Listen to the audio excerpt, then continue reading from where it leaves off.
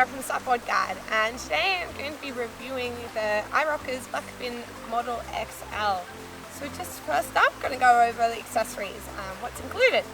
Get a carbon shaft paddle that extends from 76 inches to 86. It's super lightweight at 32 ounces and has a very comfortable hand grip. The paddle blade is made of a tough plastic, and so far I've found it to be very durable when pushing off things. Next up, you get your pump. So this pump is a triple action dual chamber pump. The triple action is clearly printed and numbered so you can easily switch between actions. There's no set PSI that you should switch at, just more so when you start to feel it's too difficult to keep pumping on that setting. There's a pressure reading on top so that it's also very easy to keep track of what PSI you're up to. Next in line we get our center fin. The center fin screws in with a screw and plate. It's a little bit fiddly, but it does make it impossible to lose the fin. The fin box is also compatible with the FCS Connect 2 fins, and they just slide in. There's also other options for smaller fins, so that if you're in areas that are quite shallow, considering this is a large fin, that you can swap out for the smaller options, and that way you won't get them damaged on rocks or logs or anything like that. You'll also be relieved to know you get an ankle leash. Imperative for safety, and the coiled leash is practical for less snapback if you do happen to fall off your board. There's even a little secret stuff spot inside for your keys. In case of any dings or scratches, you also get a repair kit. Inside your repair kit you get patches and glue, and also a valve tool. This valve tool is used to tighten the valve at the end where you inflate your board. Next up, we've got the bag. So the bag fits everything in it, including your pump and paddle as well as the board.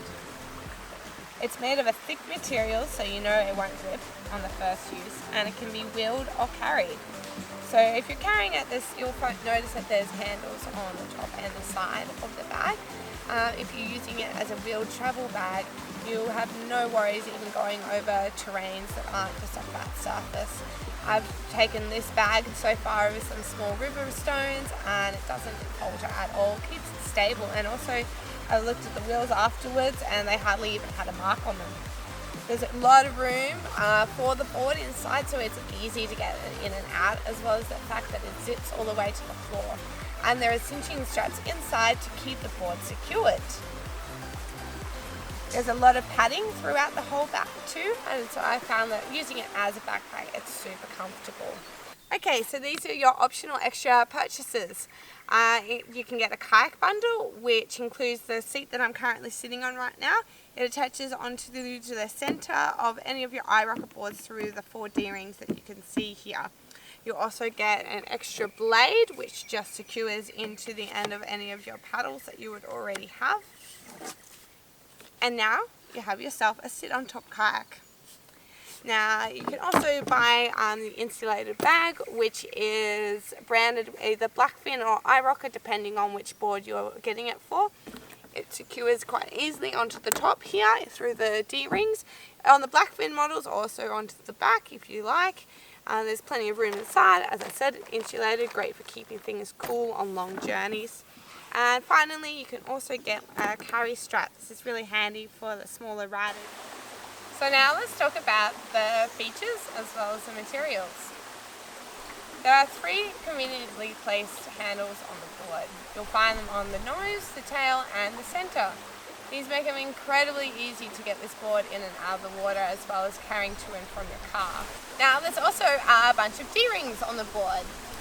There's one under the nose, which is for towing other people.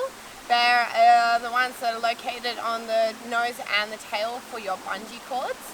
There are 4 more for the optional purchase of a kayak seat, as well as the optional purchase of the carry strap. And finally there's one on the tail, which is there for your ankle leash. Now looking up on the deck, you'll notice the deck pad. This takes up a good chunk of the board's surface. And if you look real closely, you'll also notice that there are thousands of Blackfin little logos. Now this isn't as grippy as, say, the diamond groove texture pads that you get on most of iRocker's boards.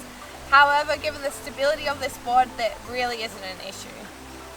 Now, moving on to the materials. So you'll notice on the side of the board there are little windows. These windows are there to show the carbon fibre rails. These carbon fibre rails absorb impact incredibly and add to the durability and rigid feeling of this board.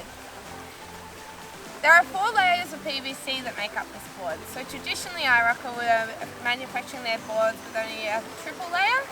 This quadruple layer does add to the extra strength and durability of this board also. However, it does also add a little bit extra weight. Saying that, at the same time, I haven't noticed too much of a difference. I still have no problem getting this board to and from my car.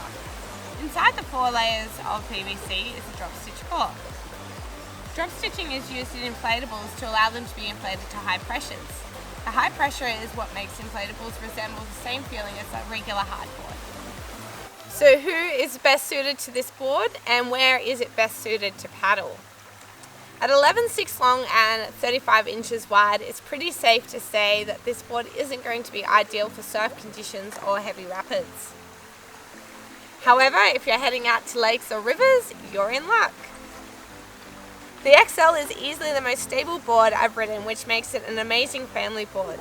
There's a weight capacity of 485 pounds, so overloading won't be an issue at all. And like I previously mentioned, there's handles on the nose for the kids to hang on to. If you're going solo, you'll be surprised by the speed you can still muster up on the XL. It's just the turning that's a little trickier. If you are going solo, unless you need the extra weight capacity or stability, I do suggest checking out the 10.6, only just because it's that little bit easier to maneuver. As far as location goes, I mentioned rivers and lakes. So there is a small rocker in the nose, which makes it possible to take this board down small rapids, as well as the extra wide base being great for the stability in those types of conditions. The tracking on this board is amazing, which I think is due to 2 things. 1, the shape, which is a nice streamline, but 2, the fin. So this fin is what you would call a hatchet fin, and it's designed to keep the board going in a straight line. Now the only downfall of this is the fact that it does also make the maneuverability not as sharp. Well, that's a wrap for today, and thank you for watching our review of the Blackfin XL. Hope you got some valuable information out of it. Just as a little side note, iRocker has a 2-year warranty on all their products, as well as amazing customer service. This Blackfin XL is easily one of the most stable boards I've ever ridden, and which makes it an amazing option for families but also beginners. If the length is a little bit too much for you, please don't forget to check out the 10.6 Blackfin as well. It comes with all the same awesome accessories and high quality materials.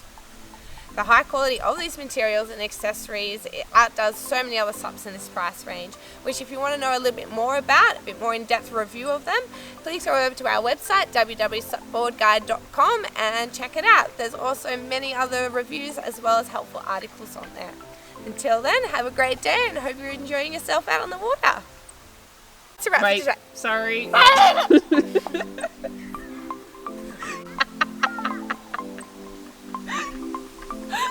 Alright, stay down.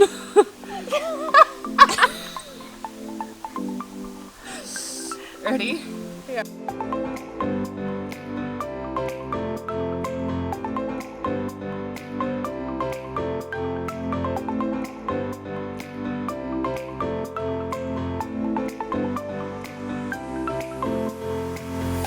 Gelato. Come and see us. We've got the tastiest gelato in the world, as well as the best hand roasted brew coffee you can get.